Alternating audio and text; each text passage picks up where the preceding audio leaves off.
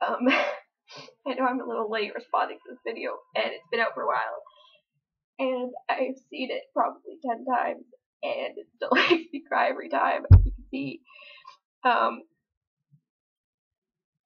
it just, the last few seconds get me every time.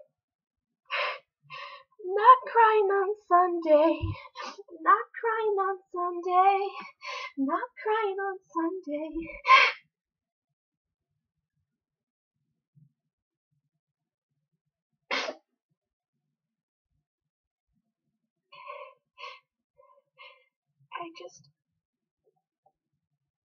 It just makes me so sad, and at the same time it gives me hope, but it's just so hard, and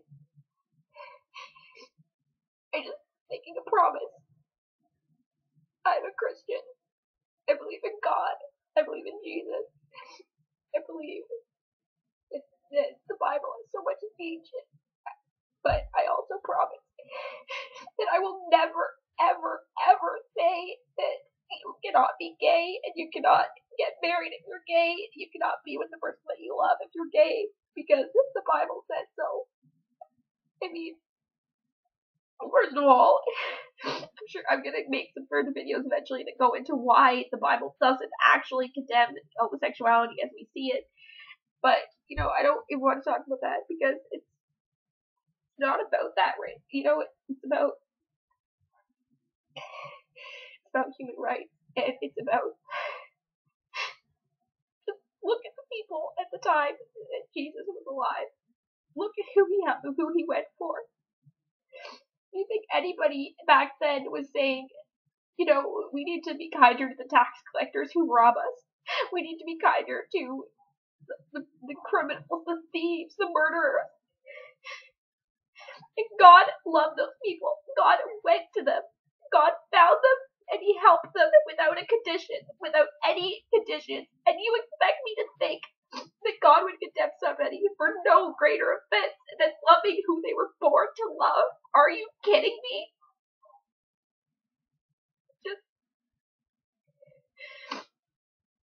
I get really emotional about this, because this made it such a hard thing to be a Christian who supports gay people, because it's like, even, you know, most churches you go to, it's like, even if you, I mean, I know a lot of Christians support gays and just go to whatever denomination, but it's like, from now on, I have promised myself I will not attend any church that condemns homosexuality as a sin. That's enough is enough. I was raised Greek Orthodox, and there's a lot of things that I don't agree with them, but I think that if I had to pick a couple things, I think that how their condemnation of homosexual acts is a big one. And, you know, I talked to my dad about this stuff, and he's still very devout, and, you know, it's like, and he sees me cry about it, and he sees how deeply I care for it. He says that, you know, I know that you want justice, and I believe that God loves gay people. I just don't think that, you know, that he wants them to be together. He thinks that, my dad thinks that they should be celibate. And it's just like, I've had enough of going to churches that have that. It's ridiculous. It's, you know, the video discusses it, it talks about with civil rights and stuff, and it's like, you know, yeah, it's different. I mean, I'm not saying that like gay people are held as slaves or anything, obviously, but the basis behind it, it's no different.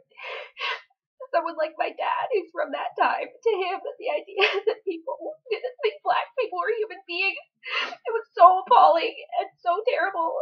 And for his generation, that's what they fought. That was their fight. And for my generation, it's this. For my generation, for the people like me who see no difference, that love is a human right. Being who you are, being who you're born as. If you're not hurting anybody, what is everyone's problem?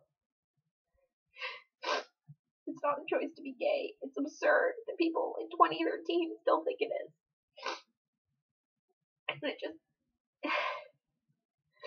And I don't want to get too much more into arguments about the Bible and things like that, because you know, it's gonna turn to a long topic. I should do it when I'm not like freaking out, crying like an idiot.